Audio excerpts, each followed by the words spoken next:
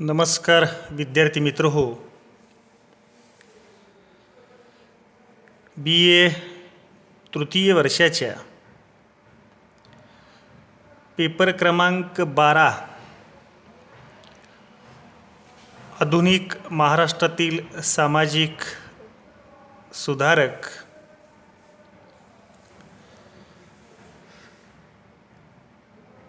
याच्यामध्ये आपण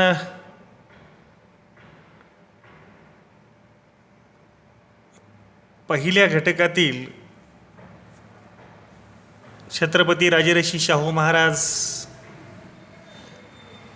यांच्या कार्याचा आढावा मागील तासिकांमध्ये घेतलेला आहे. आज आपण याच्यामधील जो दुसरा घटक आहे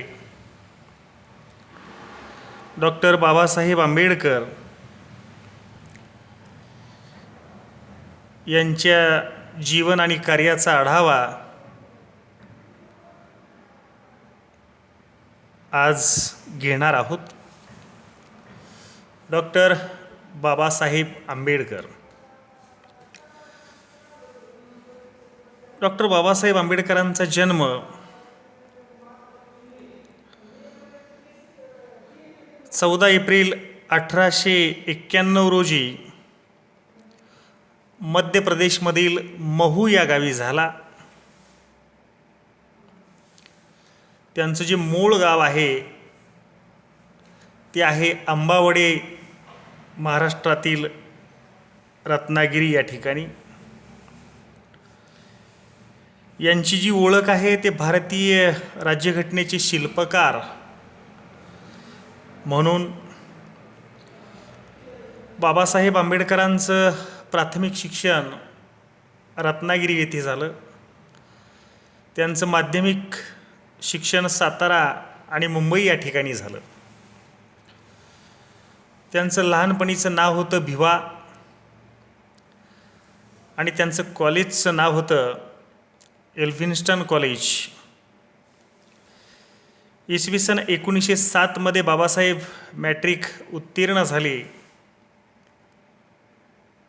1912 मध्ये त्यांनी BA ची पदवी धारण केली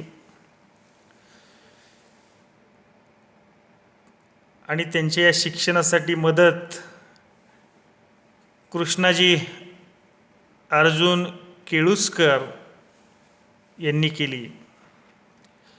1913 ते 16 या कालावधीमध्ये डॉक्टर बाबासाहेब आंबेडकर उच्च शिक्षणासाठी अमेरिकेला रवाना झाले.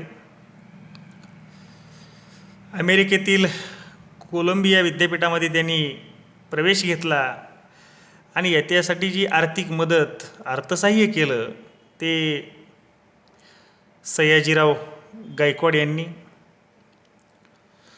बडोद्याच्या संस्थानाचे हे प्रमुख सयाजीराव गायकवाड. परंतु ही मदत करीत असताना सयाजीरावांनी बाबासाहेबांना एक अट घातली की त्यांनी बडोदा संस्थानामध्ये किमान 10 वर्ष नोकरी करावी लागेल. इसवी सन 1915 कोलंबिया विद्यापीठातून अर्थशास्त्राची MA ची पदवी प्राप्त केली. मास्टर डिग्री त्यांनी प्राप्त केली. त्यांचा जो प्रबंध होता तो होता the trade in ancient India, प्राचीन भारतातील व्यापार. नंतर इसवी सन 1916 मध्ये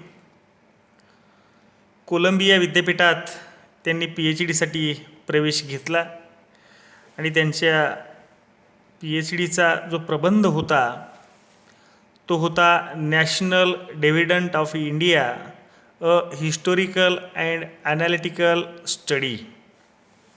भारताच्या राजकीय नफ्याचा वाटा, एक ऐतिहासिक पृथक्करणात्मक परिशीलन. आणि त्यांचे जे मार्गदर्शक होते PhD ते होते प्रा. सेलिमन. इसवी सन 1917ला त्यांनी PhDची पदवी प्राप्त केली. PhD प्राच्यविद्या वाचस्पती, मराठीमध्ये PhDला प्राच्यविद्या वाचस्पती असं म्हटलं जातं.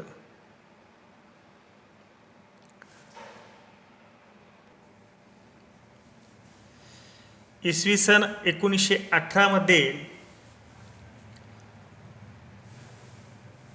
बाबासाहेब आंबेडकर मुंबईच्या सिडनेहॅम कॉलेजमध्ये अर्थशास्त्राचे प्राध्यापक म्हणून नियुक्त झाले. 31 जानेवारी 1920 बाबासाहेबांनी मुकनाईक पाक्षिकाची सुरुवात केली. पाक्षिक म्हणजे 15 दिवसाला निघणारं वृत्तपत्र मुकनायक. आणि या मुकनायक पाक्षिकाचे संपादक होते देवराज नाईक. आणि या मुकनायक पाक्षिकाला राजर्षी शाहू महाराजांनी 2500 म्हणजे 2500 रुपयाची मदत केलेली होती. मुकनायक या पाक्षिकाच्या शिरोभागी संत तुकारामांची वचने लिहिली जात होती. 1920 शाहूंच्या अर्थसहाय्यामुळं बाबासाहेब आंबेडकर उच्च शिक्षणासाठी इंग्लंडला रवाना झाले होते. आणि 1920 लंडन विद्यापीठाची DSc ही पदवी बाबासाहेबांनी प्राप्त केलेली होती. अर्थशास्त्रातील DSc ही सर्वोच्च पदवी प्राप्त करणारे डॉक्टर बाबासाहेब आंबेडकर हे पहिले भारतीय व्यक्ती होते. आणि त्यांचा जो प्रबंध होता तो होता प्रॉब्लेम ऑफ रुपी, रुपयाची समस्या. इसवी सन 1923मध्ये बाबासाहेबांनी बॅरिस्टर पदवी प्राप्त केली, बार ॲट लॉ. आणि बॅरिस्टर ही पदवी त्यांनी जर्मनीतील बॉर्न विद्यापीठातून घेतली. 1923ला मुंबईच्या हायकोर्टामध्ये त्यांनी वकिलीसुद्धा सुरू केली. 20 जुलै 1924 बहिष्कृत हितकारणी सभेची स्थापना डॉक्टर बाबासाहेब आंबेडकरांनी केली. या बहिष्कृत हितकारणी सभेच्या स्थापनेमागचा जो उद्देश होता तो होता अस्पृश्यांमध्ये नवजागृती व शैक्षणिक प्रगती साधणं आणि अस्पृश्यांसाठी वाचनालये व रात्रीच्या प्रौढशाळा सुरू करणं. इसवी सन 1926 मुंबईच्या कायदेमंडळाचे बाबासाहेब आंबेडकर सदस्य बनले. 1926 ते 36 या 10 वर्षाच्या कालखंडामध्ये ते मुंबई कायदेमंडळाचे सदस्य होते. 20 मार्च 1927ला बाबासाहेबांनी चवदार तळ्याचा सत्याग्रह केला. आणि हे चवदार तळे कोठे आहे तर महाड, जिल्हा रायगड. 3 एप्रिल 1927 बहिष्कृत भारत या पाक्षिकाची सुरुवात बाबासाहेब आंबेडकरांनी केली. आणि बहिष्कृत भारत या पाक्षिकाच्या शिरोभागी संत ज्ञानेश्वरांची वचने लिहिली जात होती. 25 डिसेंबर 1927 रोजी बाबासाहेबांनी मनुस्मृती या ग्रंथाचं दहन केलं. आणि हा ठराव कोणी मांडला होता तर बापूसाहेब सहस्त्रबुद्धे यांनी मांडलेला होता. आणि या मनुस्मृतीचं बाबासाहेबांनी दहन केल्यामुळं बाबासाहेबांना आधुनिक मनू म्हणून संबोधलं जातं. 1927ला समाज समता संघाची स्थापना, समता समाज किंवा समाज समता संघाची स्थापना बाबासाहेबांनी केली. या समता समाज संघाची स्थापना आंबेडकरांनी श्रीधरपंत टिळक यांच्यासोबत केलेली होती. 1928ला बाबासाहेब गव्हर्नमेंट लॉ कॉलेजमध्ये प्राध्यापक म्हणून मुंबई या ठिकाणी रुजू झाले. 4 सप्टेंबर 1928ला बाबासाहेब आंबेडकरांनी समता व प्रबुद्ध भारत हे पाक्षिक सुरू केले. 4 जून 1929 जळगाव येथील 12 महारांनी मुस्लिम धर्माचा स्वीकार केला. इसवी सन 2 मार्च 1930ला बाबासाहेब आंबेडकरांनी नाशिकमधल्या काळाराम मंदिराचा सत्याग्रह केला. कारण या मंदिरामध्ये अस्पृश्यांना प्रवेश नव्हता, तो प्रवेश मिळावा यासाठी हा सत्याग्रह बाबासाहेबांनी केलेला होता.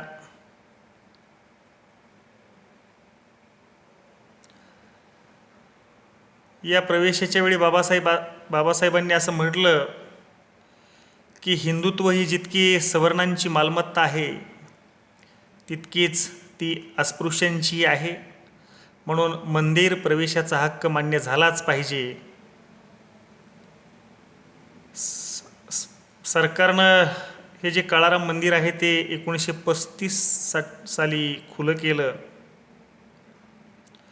याचबरोबर अचलपूरचं दत्त मंदिर असेल, सोलापूरचं सिद्धेश्वर मंदिर असेल आणि अमरावतीचं आंबा माता मंदिर असेल, ही सर्व मंदिरं अस्पृश्यांसाठी 1935ला खुली करण्यात आली. 1930ला बाबासाहेबांनी जनता साप्ताहिकाची सुरुवात केली. साप्ताहिक म्हणजे 7 दिवसाला निघणारं वृत्तपत्र. 1930 लंडनमध्ये ज्या 3 गोलमेज परिषदा झाल्या, पहिली 1930ला झाली. या पहिल्या गोलमेज परिषदेला दलितांचे प्रतिनिधी म्हणून बाबासाहेब आंबेडकरांची उपस्थिती होती. इसवी सन 25 सप्टेंबर 1932ला